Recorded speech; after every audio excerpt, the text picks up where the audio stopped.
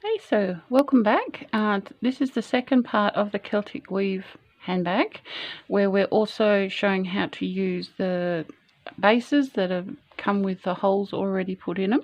In the last episode, which is in the playlist on the channel, I showed you how to start off, and we're also showing you how to do the lucky tail join. Where's the end? There it is. This is my lucky tail. And the first single crochet row. So we've done all that, and this is where we're up to. So the next part I'm going to show you is how to actually do the Celtic weave. Now it does involve extended, well, isn't it extended? No, it's not. Treble crochets, and if you haven't done them before, don't worry, I will show you how to do it. Now all you've got to do, you're always going to keep this part with the studs, or the nice part, facing you, at least for now. And we figure out where our last stitch was, and we go through here. We pick up our working yarn, but we lay the tail yarn over. So we've just gone through the I take that out so you can see. We just went under the closest top of stitch near where we finished, and then we just lay the tail yarn over and pull up, and then make one, lay the tail yarn back over, and two. What this does, it gives us the height we need. It also brings our lucky tail up to where we need it to close the next row. So we don't need to worry about that at all anymore. So to do the, actually I just had a brainwave. Let's just redo that again. Let's just go under the back loop. That will be even better. See, I'm thinking as I go. So this is all twisted again. Let's get this untwisted. There we go.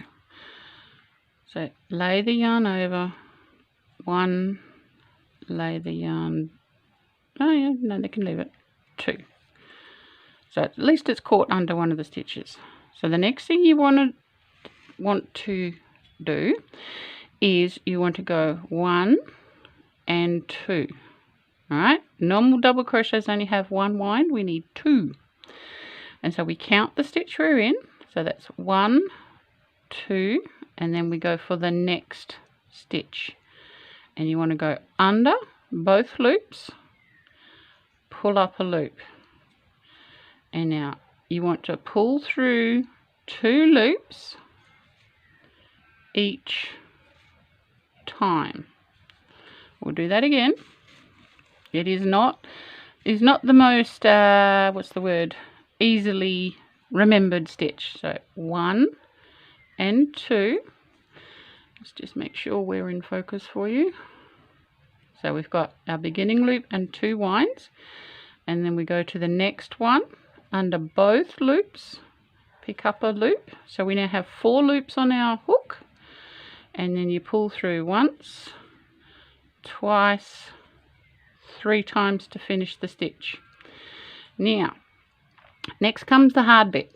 You got to pay attention. Pick up two, and then you want to reach back and go through the loop we did the chain on and the front loop. Pick up a stitch and pull through to the back. So we now have four loops on our hook. That one, I promise, is the hardest one on this row. And we go one, two, and three. Pick up two loops, and now there's one left that we missed. You see it just there? So come from the back and go under both, pick up a loop, pull that through, four loops on the hook. You see them? You're going to the side, sorry. And then two, then two, and then two again. So that is our first crossover stitch, which is part of the Celtic weave. Now we want to do this all the way around, so I'm going to start another one. One, two. So that's our last stitch here. So we've got one, 2, 3. We are always going in this direction when we make the stitch, and stitches are always done in pairs. 1 and 2 into the next stitch, 4 on the hook, pull through 2, pull through 2, pull through 2. 2 loops, and come back, and we're going to go back to the first one we skipped. You can still see there's another one next to it. Pick up a loop, 4 on the shaft of the hook, pull through 2, pull through 2, and then pull through the last 2. And then the last of this set, yeah, if you think of it as a set, let me just finish this, 2 and 2 and 2. Right, so that's our second set. So if you think of these 4 stitches as a set, and is always 4 in them, first ones go 2 forward, then the second ones go on the ones we skipped. I'm going to do it one more time, and what will happen also is this will start curling under. We want that to happen. That's a good thing. 1 and 2, 1, 2. We want the third one, and 2 and 2 and 2. Yes, and then the next one, 2 and 2 and 2. On this row, this is the easiest pair to do.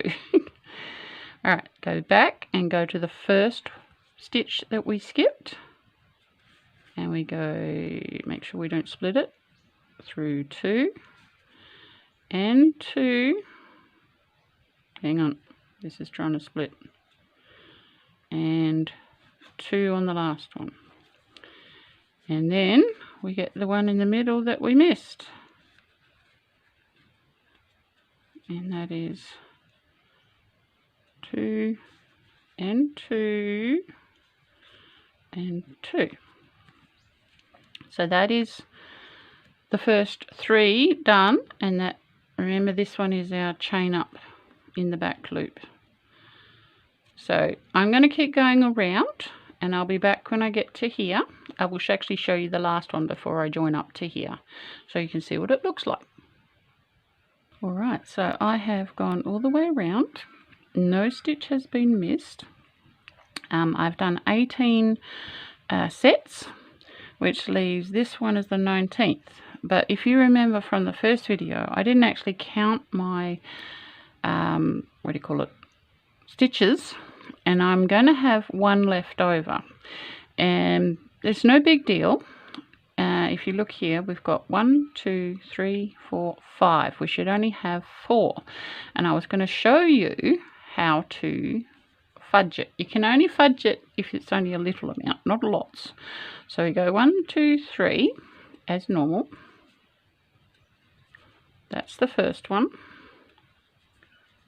And then for this one, we're going to go like that. So we're doing a front post pickup and finish it as normal. I am going to do that again, don't panic.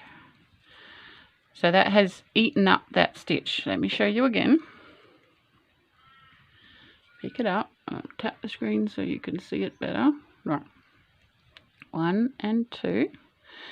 So we go in where we would normally have done a stitch, and then straight out again.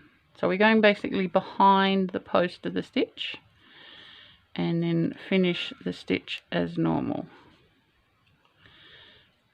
And then we do the other half of the set.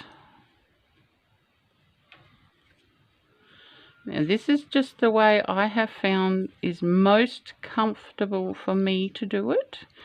If you find it more comfortable going front to back, you do that, but I find it splits the yarn too much. Back to front works best on the second half of the set for me. Alright, so we have got to the end. That's our 19th one. So now we need to find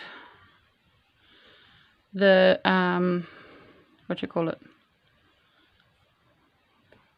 the top of that. I just took the last one out because what we need to do is we need to pull that through here. This is our lucky tail. I just picked it up. Pull that through here, and then we need to pull it through the top of the first stitch. Hopefully you can see that. That is the top. Right there is the top of the first stitch we did. And then we need to come back, but we need to come up there and then through there and pull down. And what that does is, if you can see it, it's just done an invisible join there. So pull that a little bit tighter so that they get a bit closer together. So that's your first row done. It is bowing a little. That'll be fine. You'll be able to fix that up as you go. So the next thing we've got to do is we've got to chain up 2 again. Now we need to, we're always going to start and finish in the same place. Let's get this all organized. So I want to go into the back loop, put the lucky thing across, so that's 1 and 2, drop the lucky thing. Now this is where it gets difficult because this is a weave. We actually have to do the opposite to what we just did. Let me get myself set up and I'll be right back to show you how to get started. Alright, so this next row is going to look wrong to begin with, and it will be a little bit difficult to get started. I'm warning you now. But what we need to do is we need to make these look like they're weaving and not just crossing. So therefore, instead of going this way, we have to go this way. What do you mean by that? Well, let me show you. First thing you need to do, you've done your chain up, you need to turn this over, do our normal double pick up, and then we want to go under the stitch that we just finished. So pick that up and pull that through. You're working this from the inside, and then pull through 1, pull through 2, pull through 3. Do it again because they're in pairs. Everything has to be done in pairs. So this is the second one, 2 and 3. But that's our first set done. Put your loops on. Turn the base over. Now you've got to reach back to the very first stitches you did. Now you can see them. There's the second set of stitches. Move them out the way. We can see 1 and 2. Let me just make sure the focus is there. 1 and 2. Remember, we always want to pick up in the direction we're going, so we're going to pick up the furthest one first, just like that, going around the stitch that we made. Pick the loop up and then go 2, 2 and 2, and then do the second one. This second row is more difficult, not impossible, but more difficult. 2 and 3. So that is finished. Now we want to turn everything over and then reach for our next one, which is down here. If you look over the top, you'll see it down here. These are the ones we just did. So we go under, pick up, 1, 2 and 3, and then make sure you do the second one.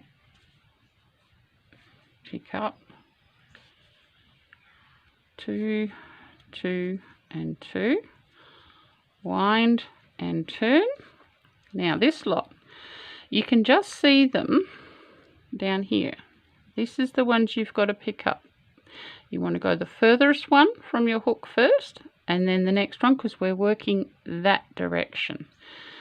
So we reach in here, you might have to dig a little bit, and go around the stitch, bring it to this side, 1, 2 and 3, and the second one, 1, 2 and 3. Alright, so I'll put that like that, and now you should be able to see that one goes that way. This is our chain up to here at the back, and then this one crosses over it. You see how they're crossing over? It will get more visible the more we do, but once again, this is the only row you do this. This is the reverse row, and then you want to reach down for the next one. And then 2 through, 2 through, and 2 through. Pick up the second one. 2 through, 2 through, and 2 through. Wind this so it's all ready to go. Turn it over, and then look. You should see them down here. This is the first row ones we're going to, and we want the little ones you can just see at the back here. So go between them and pick up that stitch. Bring your loop to the front. 2, 2 and 2, and then pick up the next one. 2, 2 and 2. Doing it this way is reversing which pair is on top, and you see how that's going that way but these are going that way. That's what we want. It's going to make a weave pattern.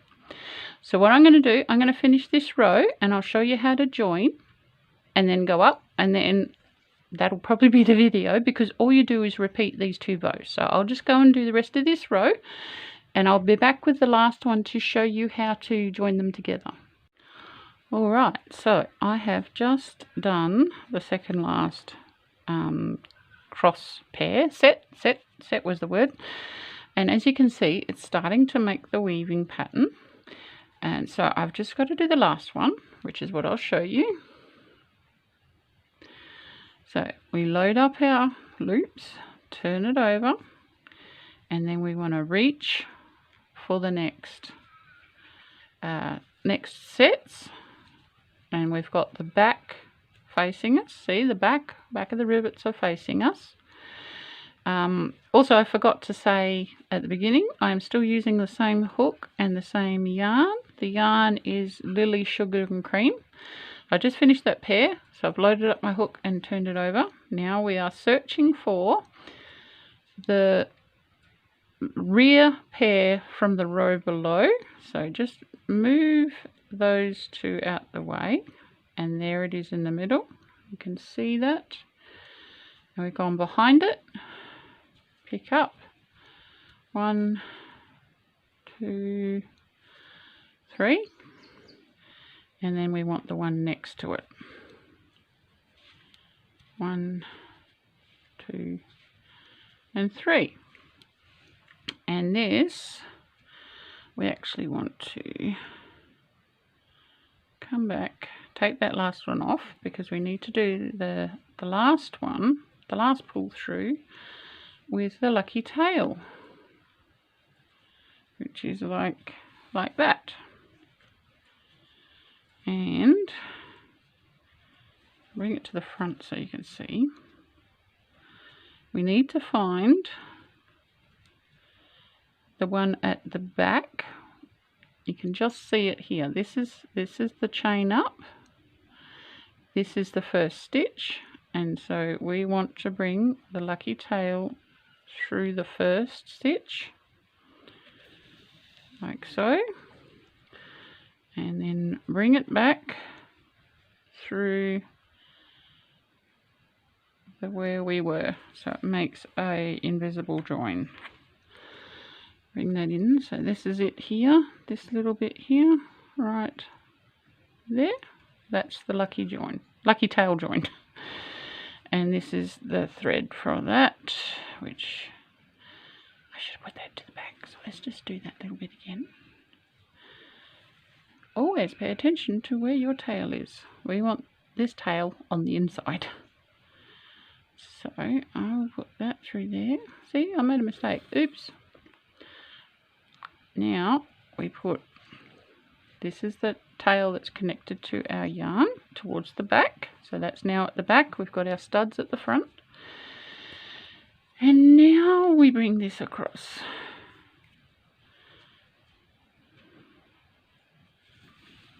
And you can see this isn't scripted because I whoopsied. It's not a bad whoopsie. So you just tighten that up, and then once again find the top of that stitch and bring it back. And then down. So you've got to twist those. So it's got to come through these two again. I know it looks all khaki-handed. If you know how to do invisible joins, that's what we're doing. Pull that tight and that vanishes. So what's happened is this cross here has covered up our first chain up, and then our second chain up is hidden behind there, which is really nice and handy. So now we want to go through the back of there, pick up a loop, bring that to the front. This is our working yarn, and we go 1 and 2. So that's getting the second row finished off, and then the third row you've got the height you need. And then what we do is we do what we did before. It makes lots of sense, doesn't it? So that's 1, 2, 3. That's going to go that way, so we want that one there. So we're not going for stitches now. We're not going for tops of stitches now. We are going for the body of the stitch, if that makes sense. So we just did those two, and now we reach back. This first one is always a little bit difficult, and we want it the one that's lining up with here. And we go 1, 2, 3, and the second one. Always remember there's 2. I realize it doesn't look right at the moment, but just give me a sec. And that one. All right, that's our chain 2. Ignore that. And there we have over, under, over. Let's do another one. The one closest to the chain up always looks wrong, so we're now reaching for the next ones that are going towards us. So that's this one, and that one,